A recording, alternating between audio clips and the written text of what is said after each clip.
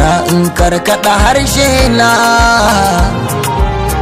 in yi gaisuwa ga abana na wannan da ya zo daga Allah na wannan da aka yi wasun madana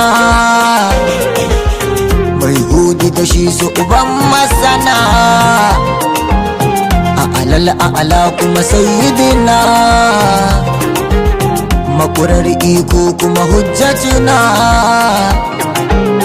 daga halaka kai ne mun izina ka ishe mu komai ka'iduna da ganin ka muke hange yaduna shugaban halitta